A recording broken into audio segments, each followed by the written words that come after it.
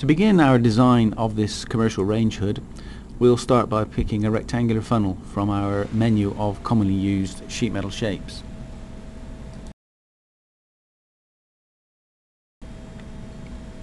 Naturally, once defined, all aspects of the shape, such as bend radius, angles, aperture offsets, etc., can all be modified at will and at any time.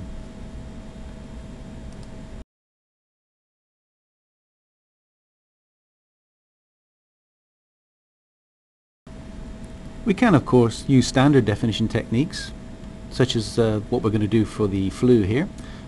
In this case we're just going to extrude a rectangle, obviously parametrically linked to the aperture, and we're going to extrude this out in the form of a surface and convert it to a sheet metal part.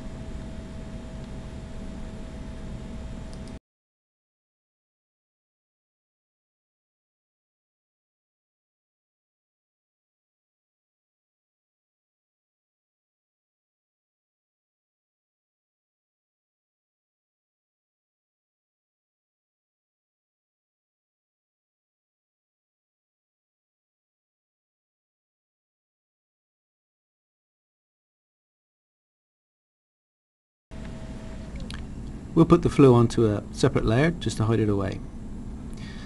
Now we're going to look at the design of the flanges that we're going to use to attach the flue. With just a few very simple clicks we can tell TopSolid to take an edge, extrude a flange in a given direction, in this case horizontal to the aperture, and do the same on the other side, and then we're ready to do the same on the flue.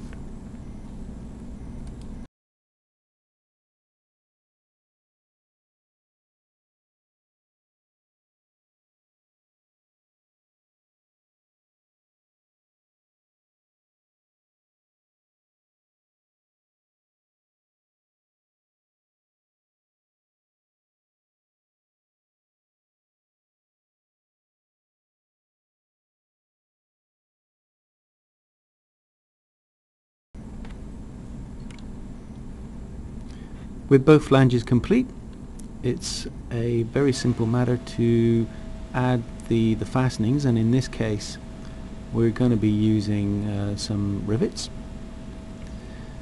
and we're going to do this whole fastening process for both sides on both flanges in one process, and we're going to do that using our multiplication propagations. So in other words, we're going to tell the system that we want these rivets propagated lengthways along each flange, and the system will automatically copy that over to the second flange as well. This way the entire process remains linked and very, very easy to modify in the future.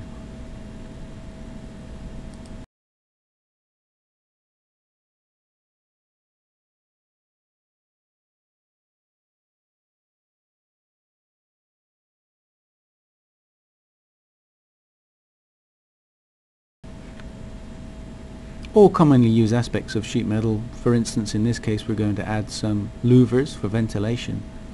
All of these things are very, very simple and straightforward, and in fact the louvers just form are one item from our extensive library of sheet metal features.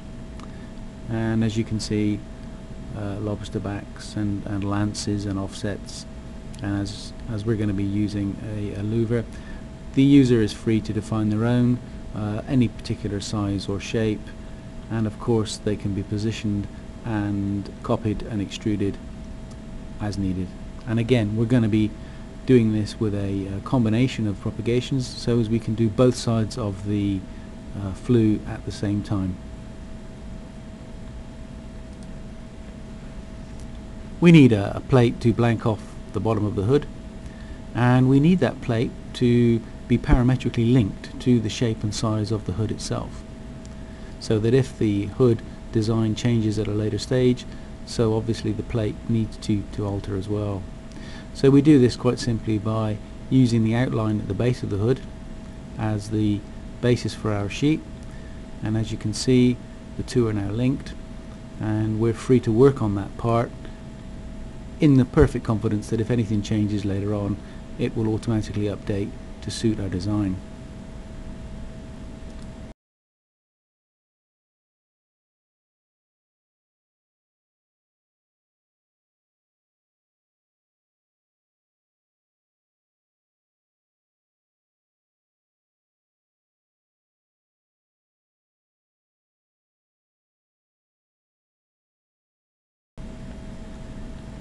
Now that we've cut the aperture for our grill cover, we're going to use TopSolid's easy to use assembly and constraints capabilities to bring that part in which we've designed previously, place it on the plate and fix it down with some cap head screws, and again all done with one single command.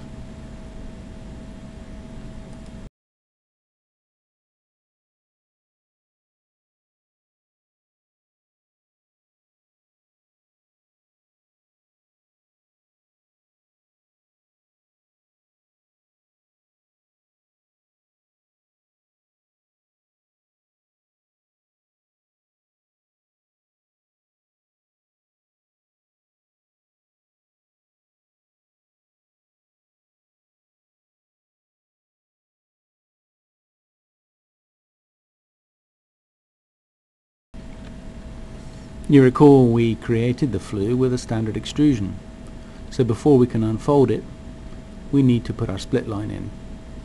Very simple to do, one command, point and click, very simple.